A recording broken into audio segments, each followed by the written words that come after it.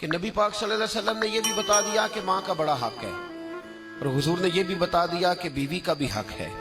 جو تم نے خود کھانا ہے اسے کھلانا ہے، جو خود پہننا ہے اسے۔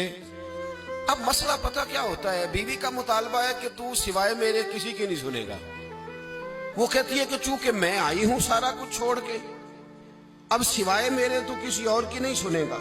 اماں کہتی ہے کہ چونکہ پیدا میں نے کیا ہے، پرورش میں نے کی ہے، جوان میں نے کیا، تو حقوق میرے زیادہ ہیں۔ یہ حدیث اماں ضرور سنائے گی اگر اسے یاد ہوگی۔ اب اس کا نقصان یہ ہوتا ہے کہ اگر کسی عورت سے پوچھا جائے کہ تو بتلا کہ بغیر ماں کے کوئی بچہ بڑا ہو سکتا تھا، تو اس نے پال پوس کے تجھے دیا ہے، تو تجھے کیسے کہہ سکتی ہے کہ تو کسی اور کی نہ سن؟ اور اگر اماں سے بندہ کہے کہ تو خود ہی گئی تھی اس کو دیکھنے، تو ہی اس کو لائی ہے، اب کس طرح کر کے یہ ممکن ہو سکتا ہے کہ خاتون خانہ جو نکاح کر کے آئی ہے، جس کے حقوق کا تعین خود نبی پاک صلی اللہ علیہ وسلم نے فرمایا، اس کو حق نہ دیا جائے؟ ہمارے ہاں نقصان یہ ہوتا ہے، ایک آدمی کہتا ہے کہ وہ میری سنی جائے اور میرے علاوہ کسی دوسرے کی نہ سنی جائے، بالکل میری حد تک معاملہ رہے، آگے نہ بڑھے۔ میرے رسول پاک صلی اللہ تعالی علیہ وآلہ وسلم کی خدمت عالی مرتبت میں جب ایک شخص نے عرض کی کہ حضور مجھ سے بڑا گناہ ہو گیا ہے، تو میں کیا کروں؟ تو نبی پاک نے فرمایا جا کے اپنی اماں کی نوکری کر۔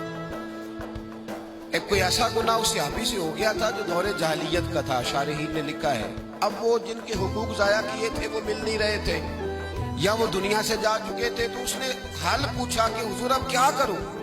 نبی پاک علیہ السلام نے فرمایا جا اپنی اماں کی نوکری کر، اللہ تیرے گناہ معاف کر دے گا۔ اس صحابی نے فوراً کہا حضور میری تو اماں پردہ کر گئی، میری اماں تو وصال کر گئی۔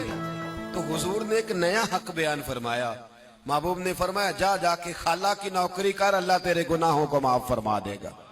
اور فرمایا خالہ بھی مثل ماں کے ہوتی ہے، خالہ بھی مثل، تو جا کے حضور علیہ السلام نے تو خالہ کا حق بیان کر دیا، نبی پاک نے تو تعین کر دیا کہ تو نے نوکری کرنی ہے۔ اب اگر بیگم صاحبہ کو اعتراض ہو کہ تو خالہ کے گھر کیا لینے گیا تھا، تو ادھر کیوں گیا تھا، تو یہ اس کا اعتراض اس لیے درست نہیں ہے کہ اس حق کو رسول پاک نے بیان فرما دیا ہے، نبی پاک صلی اللہ علیہ وسلم نے اس کا ذکر فرما دیا۔ میرے رسول پاک سید عالم صلی اللہ علیہ وسلم نے خود ارشاد فرمایا، ترمذی شریف کی حدیث ہے، نبی پاک کے نہ کسی چچا پر کسی نے اعتراض کیا، توجہ ہے میری بات پر؟ اب یہاں وضاحت نہیں ہے کہ وہ مسلمانوں میں سے تھے یا غیر مسلموں سے تھے، لیکن کسی نے حضور کے کسی چچا پر، ہمارا پتہ کیا حال ہے، چاچا تو بڑا دشمن ہوتا ہے نا، تو اس پر تو اعتراض کرے تو ٹھنڈ پڑتی ہے معاذ اللہ۔ لوگ کہتے ہیں فٹافٹ کر دو جملے اور کہہ دے، چاچا تو شریک ہوتا ہے، روز ابا بتاتا ہے، اماں روز تبصرہ کرتی ہے کہ بڑا ظالم ہے۔ حضور کے چچا پر کسی نے اعتراض کیا، یہ ترمذی ہے، تو نبی پاک صلی اللہ علیہ وسلم نے فرمایا خبردار، اگر کسی نے میرے چچا کے بارے میں مجھے اذیت دی تو اس نے مجھے اذیت دی، اور فرمایا تمہیں پتہ نہیں چچا تو اس طرح ہوتا ہے جس طرح باپ ہوتا ہے، اس طرح ہوتا ہے جس طرح۔ اب چچا کے حق کا تعین کس نے کر دیا؟ نبی پاک صلی اللہ علیہ وسلم نے۔